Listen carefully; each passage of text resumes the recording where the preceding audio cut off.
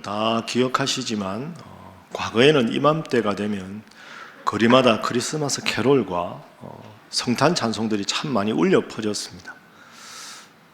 요즘이 더 편리하다고 하지만 저는 개인적으로 성탄의 풍속들은 저희들 어릴 때가 훨씬 더 아름다웠다고 생각합니다. 요즘에는 뭐 음악 저작권 이래서 크리스마스가 돼도 크리스마스가 된 건지 아무런 거리에 성탄 음악이 울려 퍼지지 않습니다. 그리고 과거에는 크리스마스 시즌 되면 전부 이제 크리스마스 카드도 각자 사서 막 직접 그리고 글 쓰고 해서 만들었는데 요즘 핸드폰으로 다 이렇게 탁 보내면 그냥 끝이 되어 버렸습니다. 낭만적인 설렘이 사라졌습니다. 선물은 또 어떻습니까? 과거에는 선물하면 뭐 작은 그 장갑이나 목도리나 이런 거라도 예쁘게 포장하고 그 안에 작게 직접 만든 크리스마스 카드도 넣고 해서 뭔가 주고받는 설렘도 있고 준비하는 행복감이 있었는데 요즘 그것도 다 그냥 핸드폰으로 SNS로 다 하고 말게 됩니다. 그러다 보니까 참 대림절의 의미가 뭔가, 성탄의 의미가 뭔가 이런 생각을 하게 됩니다. 그러면서 문득 제가 말씀 준비하다 이런 생각이 들었습니다. 성탄이 예수님 생신인데, 아기 예수님 생일인데 아기 예수님께서 정말 기뻐하실 선물을 나는 무엇을 준비하고 있는가? 서로 선물 주고받는 게 아니라 나를 위해서 이 땅에 오신 아기 예수님 생일에 내가 그분을 기쁘게 할 선물을 뭔가 준비해야 될 텐데 나는 지금 무엇을 준비하고 있는가? 여러분 마음으로 대답해 보십시오. 아기 예수님께 드릴 크리스마스 선물을 각자 준비하고 계십니까? 아마 그러네 이런 생각 하실 겁니다. 자, 아기 예수님께서 정말 기뻐하실 크리스마스 선물이 무엇일까? 뭘 예수님께 드리면 제일 기뻐하실까요? 성경에 보면 정말로 예수님을 위해서 자신의 온 생명을 다한 훌륭한 인물이 나옵니다. 그 인물이 바로 세례 요한입니다. 그래서 오늘은 이 세례 요한을 통해서 우리가 예수님 생일에 크리스마스를 준비하면서 어떤 선물을 해야 될까에 대해서 한번 살펴보도록 하겠습니다. 자, 먼저 세례 요한은 스스로를 광야에 외치는 자이지만 광야에 외치는 자의 소리 이렇게 스스로를 소개합니다. 한번 따라해 보시죠. 외치는 자, 외치는 자의 소리. 이게 좀 다르죠. 외치는 자하고 외치는 자의 소리. 그럼 우선 세례 요한이 무엇을 외쳐야 했는가? 세례 요한이 예수님보다 먼저 와서 외쳤던 것이 무엇인가? 그걸 한번 살펴봅니다. 자, 오늘 본문 말씀의 5절 화면으로 보시죠. 자, 함께 읽어봅니다. 시작. 여호와의 영광이 나타나고 모든 육체가 그것을 함께 보리라. 이는 여호와의 입이 말씀하셨느니라. 아멘.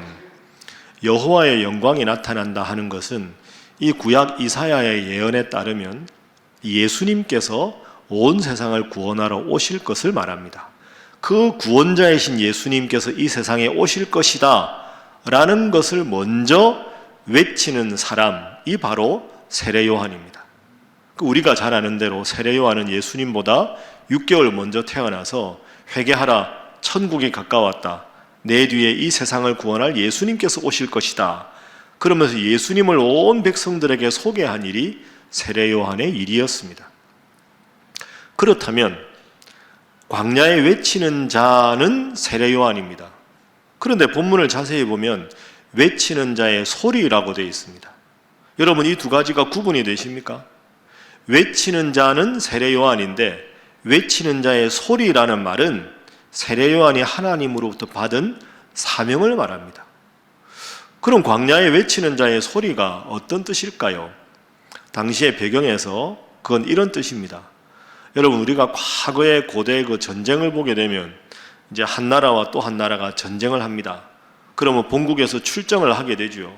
그럼 저 먼 전쟁터에서 두 나라의 장수들과 용사들이 함께 맞붙어 싸웁니다. 그러면 전쟁터에 나가는 그 많은 용사들을 수많은 그 여인들과 어린이들이 심지어는 왕까지 승리하고 개선하기를 막 도열해서 응원을 합니다. 그 응원을 받고 전쟁터에 나가 싸우게 됩니다. 전쟁에서 이기게 되면 우리나라가 좋은 것이지만 만약에 그 전쟁에서 지게 되면 우리나라는 그 이긴 나라의 속국이 됩니다. 그러면 내 목숨조차 장담할 수가 없게 되지요. 그러니 전쟁에 나간 그날부터 제발 전쟁에서 승리하기를 모든 사람들은 학수고대하며 기다리고 있습니다. 그러면 A라는 나라와 B라는 나라가 전쟁터에서 전쟁을 벌입니다.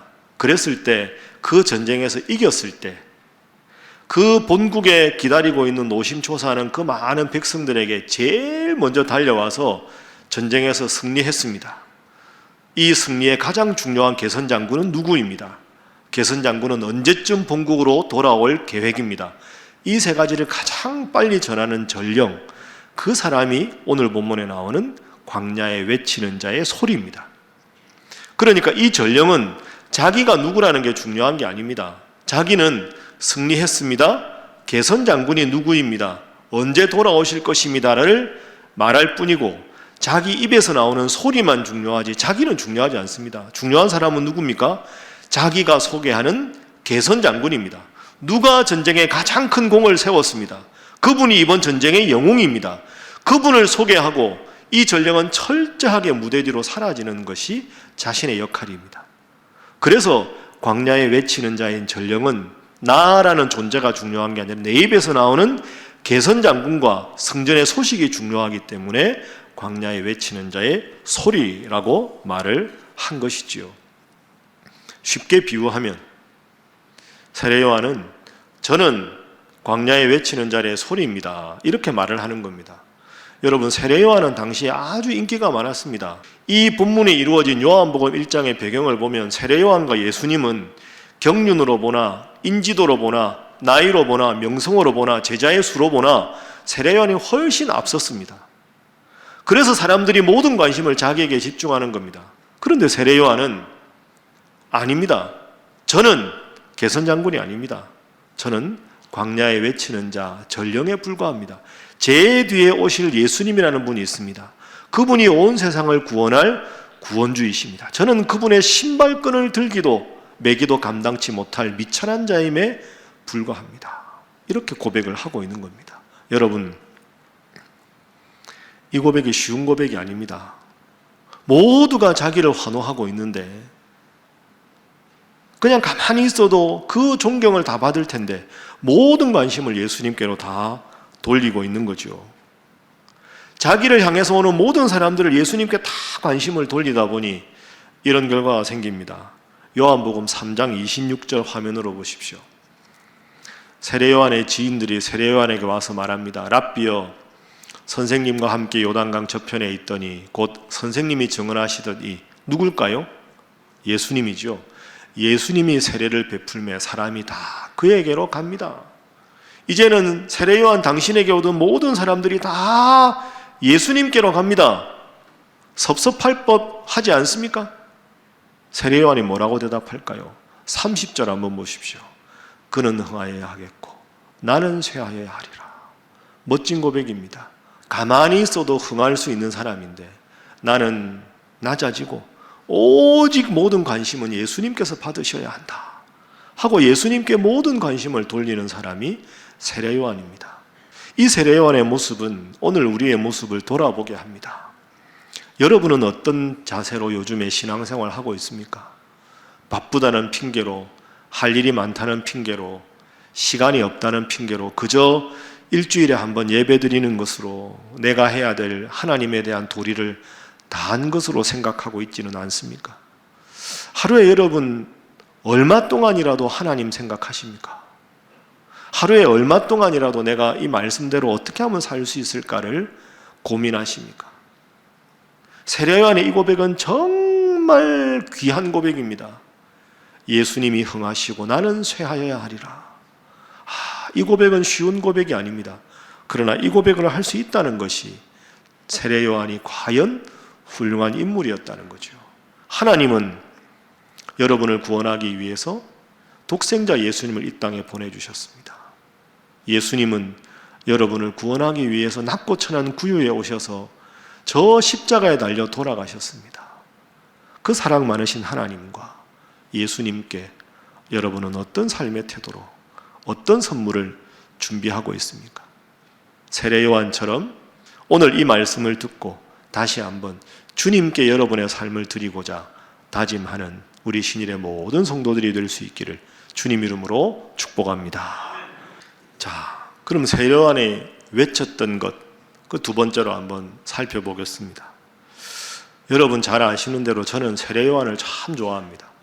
그 제 이름이 그래서 요한 아닙니까? 전 성경에 나오는 인물 중에 세례 요한이 제일 좋습니다.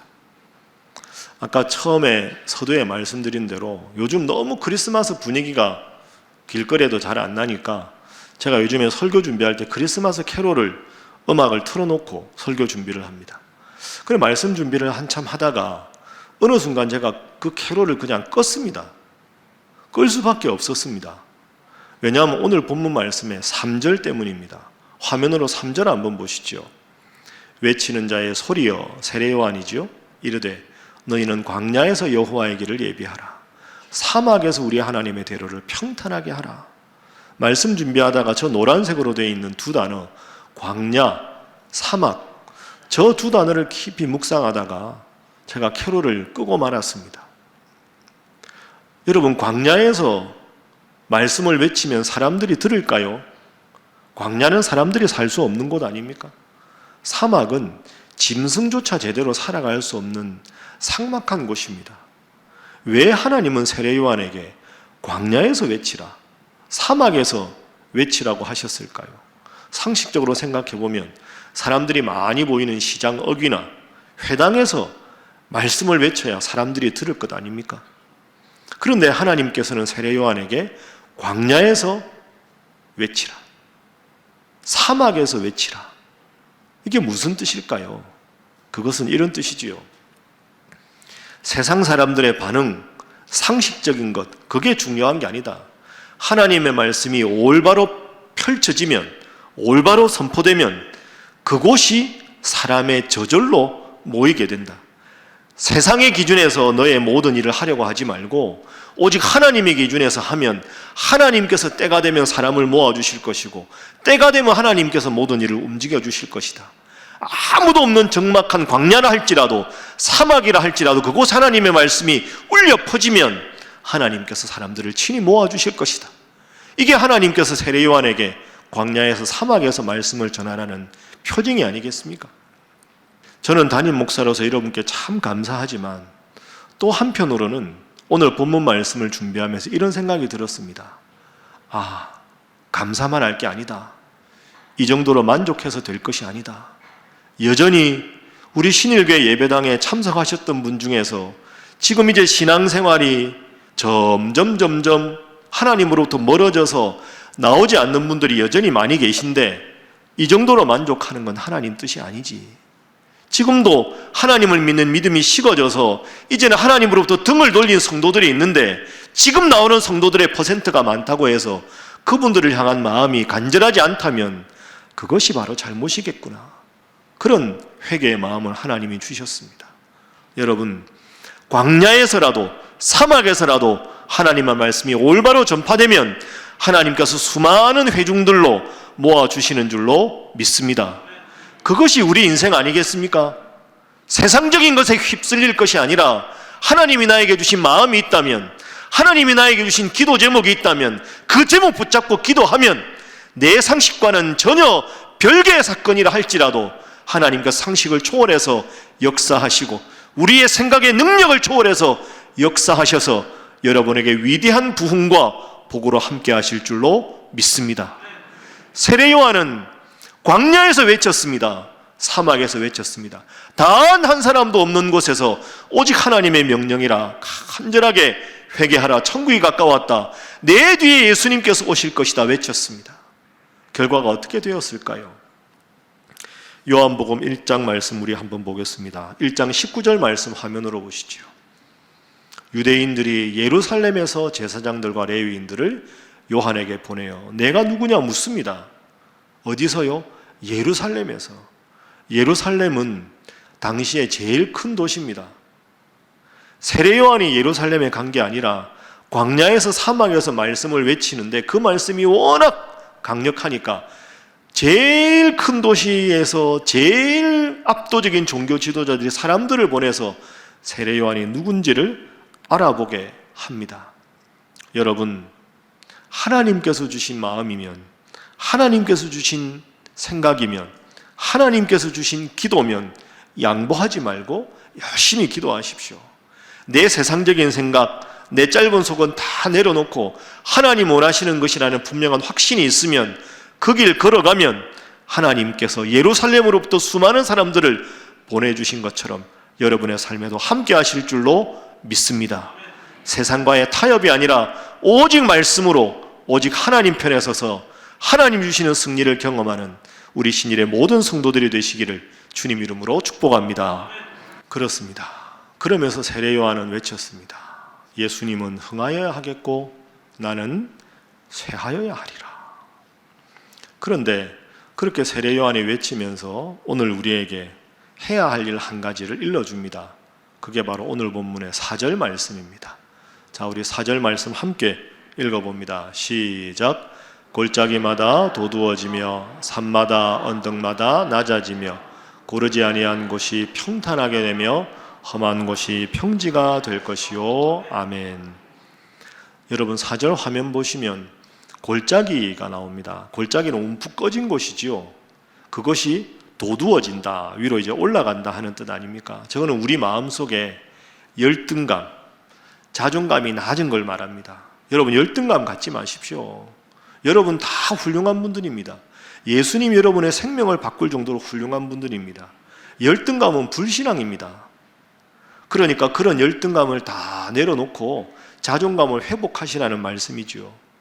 그 다음에 산들마다 낮아지며 라는 마음은, 산들은 우리 마음속에 잘못된 교만을 말합니다.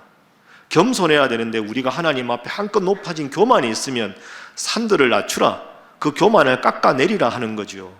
그래서 우리 마음속에 낮은 자존감과 열등감을 올리고 하나님 앞에 버려야 될 교만의 산들을 다 깎아내고 우리의 마음이 평평해지면, 평안해지면, 고라지면 그곳에 주님께서 임하신다. 평화의 왕이 임하신다. 그래서 내 마음이 온전히 주님 주신 마음으로 평안하게, 평탄하게 될 때 우리에게 해야 될 고백, 그 고백이 바로 이 고백입니다. 따라합니다. 그는 흥하여야 하겠고 나는 쇠하여야 하리라. 여러분, 이 고백이 참 어려운 고백이지요. 우리는 다 내가 흥하기를 바라는 시대에 살고 있지 않습니까? 다른 사람들은 쇠해도 나는 흥했으면 좋겠고, 다른 집 애들은 잘못돼도 우리 집 애들은 다 흥했으면 좋겠고, 다른 교회들은 다 쇠해도 우리 신일교회만 잘 되면 잘 되는 것 같고, 그게 아니라는 거죠. 주님이 흥하고 내가 낮아져도 나는 그것으로 행복합니다. 이게 세례 요한의 고백이고 성탄의 주님께서 우리에게 원하시는 고백입니다. 세례 요한은 이 고백으로 평생 살았습니다. 죽음의 순간까지 예수님만 높였습니다. 세례 요한이 죽었을 때 예수님께서 세례 요한의 그 안타까운 죽음의 소식을 듣고 이렇게 평가하셨습니다. 마태복음 11장 11절 말씀 보십시오. 여자가 낳은 자 중에 세례 요한보다 큰 이가 일어남이 없도다. 여러분, 세례 요한은 주님을 높이고 자신을 낮추었습니다. 자신을 낮추니 주님은 세례 요한보다 큰 이가 일어남이 없다고 높여주셨습니다. 여러분, 잘 되기를 바라십니까? 잘 되기를 바라면 주님을 높이시고 여러분을 낮추십시오. 여러분을 낮추는 만큼 주님께서 여러분을 높여주실 줄로 믿습니다. 내가 뭔가를 잘할 줄 안다고 생각하고 내가 내 인생의 주인이라고 생각하고 그렇게 교만하면 하나님 함께 하실 수가 없죠. 내가 나를 높이면 내가 낮아질 것이고 내가 나를 낮추면 주님이 나를 높이시는 줄로 믿습니다. 그 비결을 안 것이 세례 요한이었습니다. 마태복음 23장 12절 말씀, 누구든지 자기를 높이는 자는 어떻게 됩니까? 낮아지고 누구든지 자기를 낮추는 자는 높아지리라. 겸손하게 하나님 중심으로, 말씀 중심으로 여러분을 낮추셔서 낮아져서 한없이 낮아지기만 한 것이 아니라 여러분보다 더 위대하신 하나님께서 여러분을 높여주셔서 잘 되고 잘 되는 복이 여러분의 인생에 임하기를 주님 이름으로 축복합니다. 제가 이야기 하나만 들려드리고 말씀을 마치겠습니다. 여러분, 그 한자어 중에서 어자가 있습니다. 임금이 하는 것에는 보통 어자를 붙이지 않습니까? 임금이 하는 명령을 뭐라고 합니까? 어명 이렇게 말하고, 임금이 있는 곳을 어전이라고 합니다. 심지어 임금이 타는 말을 어마라고 부릅니다. 옛날에 아주 멋진 용모를 가지고 아주 잘 달리는 용맹한 말이 있었답니다. 그 말이 워낙 뛰어난 주마라 그 말을 택해서 왕의 어마로 삼았습니다. 이 말의 입장에서는 어느 날 이제 자기가 임금을 태우게 된 거죠. 임금을 태우고 가다 보니까 모든 사람들이 무릎을 꿇고 절을 하는 겁니다. 그리고 임금이 자기를 좋아해 주니 자신의 모든 처소도 다른 모든 말들과 비교할 수 없는 좋은 곳에서, 안락한 곳에서 지내고 제일 좋은 녹초를 먹게 되었습니다. 말은 너무 행복했습니다. 이야, 임금의 말이 되니까 이렇게 좋은 일이 있구나. 그런데 그렇게 자신의 위치가 한껏 높아지자 이 어마가 우쭐해집니다.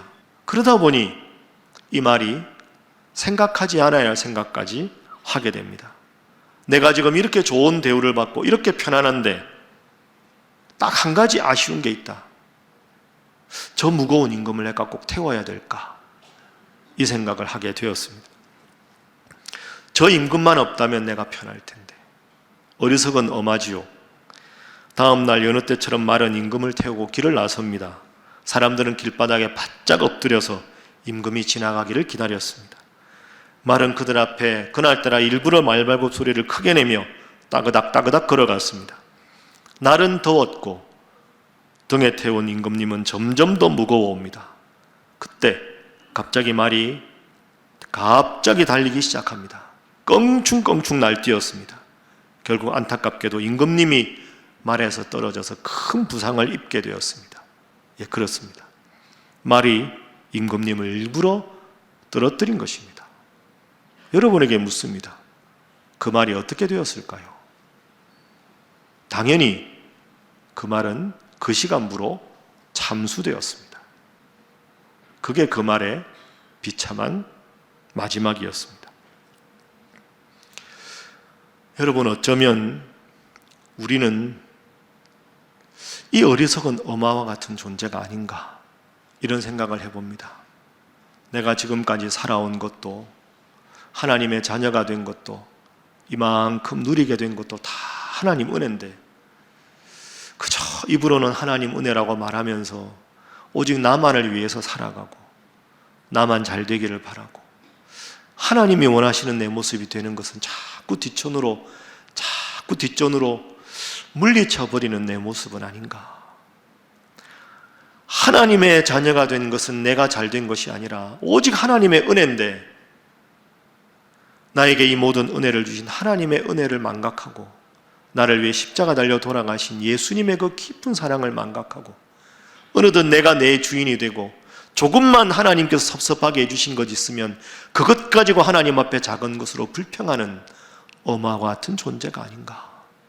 여러분, 이번 대림절에, 이번 성탄절에 깊이 스스로 돌아보면서 세례 요한의 고백처럼 주님은 흥하시옵소서, 저는 낮아지겠습니다, 이 겸손한 고백을 통해서 주님께서 기뻐하심으로 더 잘되고 잘되는 복이 우리 사랑하는 신일의 모든 성도들에게 임하기를 주님 이름으로 축복합니다.